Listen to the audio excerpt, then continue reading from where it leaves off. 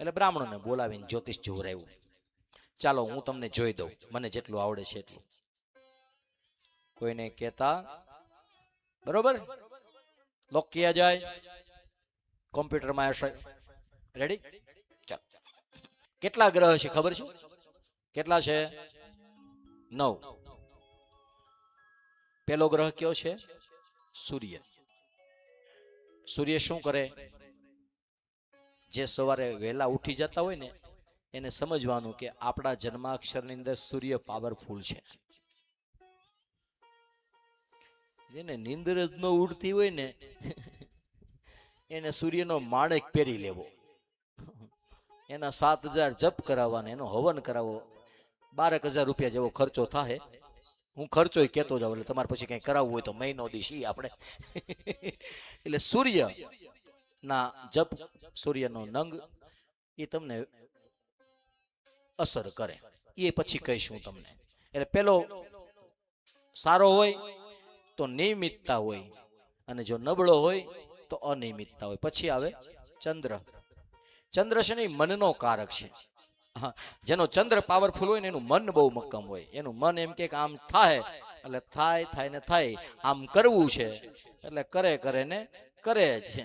અને જેને ચંદ્ર નબળો હોય ને એ એમ કે હવે કાલ જાવું કથામાં, પાછો 3 વાગે કે આવા તડકાનું કાંઈ જવું ને કાલ વાત, પાછું કાલ થતી કાલ વાત. એને સમજી જવાનું કે ચંદ્ર નબળો છે. એના 11,000 જપ કરવા પડે અને 15,000 રૂપિયાનો ખર્ચો થાય. એટલે ચંદ્ર આ સારો હોય તો મન મક્કમ હોય, નબળો હોય તો મન કયું કરે. મંગળ છે ને એ ભૂમિનો દીકરો છે. જેનો મંગળ પાવરફુલ હોય ને એ મંગળ પાવરફુલ હોય એવા લોકો જમીનના ધંધામાં ખૂબ કમાય, અથવા તો ખેતીની અંદરથી એને સારી આવકની પ્રાપ્તિ થાય. જમીન, કન્સ્ટ્રક્શન, બિલ્ડિંગો, બિલ્ડરો આ બધાના મંગળ પાવરફુલ હોય.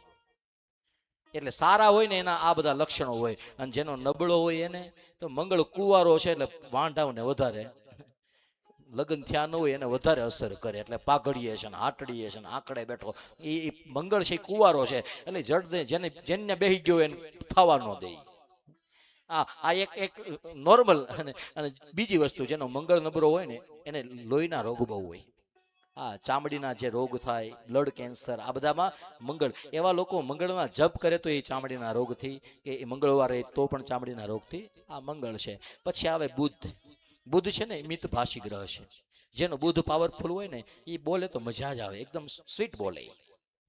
અને બુધ જ્યારે નબળો હોય ને એટલે સીતારામ એમ કરે એટલે આપણને એમ થાય કીધું હોય સીતારામ જ, પણ એમ થાય કે હવે ઝટ વ્યો જાય તો. એને સમજવું બુધ, એનો બુધ આમ બહુ સસ્તો છે. 4,000 જ જપમાં હતા ભાઈ. કેટલા?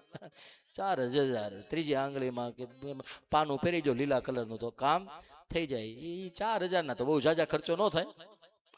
પણ એ બુધ. પછી ગુરુ કોને કહેવાય? તો કે ગુરુ વિદ્યાનો દાતા છે. ગુરુ જેનો સારો હોય એને ભણતરમાં ખૂબ વિદ્યા મળે. ગુરુ જેનો નબળો હોય એ ભણે ખૂબ પણ એ પરાયણે એમાં કાંઈ મહેનત કરે એવું રિઝલ્ટ મળે નહીં. એને ગુરુ નબળો હોય. શુક્ર છે ને એ મનોરંજનનો કારક છે. જેનો શુક્ર પાવરફુલ હોય એને પત્ની સારી મળે, પતિ સારો મળે. એ પહેરવા ઓઢવાના શોખીન હોય, ખાવા પીવાના, હરવા ફરવાના શોખીન હોય. એને સમજવાનું કે શુક્ર સારું છે, કારણ કે મનોરંજનનો કારક છે. એટલા માટે તો ટોકીઝમાં ફિલ્મ ક્યારે ચડે? ક્યારે ચડે? એટલે એ સ્પેશિયલ ભગવાન લોજિક છે. શનિવારે નો ચડાવે, રવિવાર રજા હોય શનિવારે પહેલા શો થી જ હાઉસફુલ થઈ જાય. શુક્રવાર એ મનોરંજનનો કારક છે એટલે શુક્રવાર ફિલ્મ ચડે છે. અને જેનો શુક્ર નબળો હોય ને સમજવાનું કે એને ગીત વાગે તો માથું દુખે, વધારે વઘાર હારો થઈ જાય તો મોઢું બગડે, એસી ફૂલ થઈ જાય તો નીંદર ન આવે. એને સમજવાનું કારણ શુક્ર આ શુક્ર છે. પછી શનિ આવે. એનું નામ શનૈશ્ચર હશે. કે શું નામ છે? શનૈશ્ચર. જે ધીમે ધીમે ચાલે છે. બીજા બધા ગ્રહો જલ્દી આવે, જલ્દી. શનિ જ્યારે મારીને તમારી રાશિમાં આવે ત્યારે 7:30, 2:30 આવી પનોતી બેસે. એ આવે જલ્દી,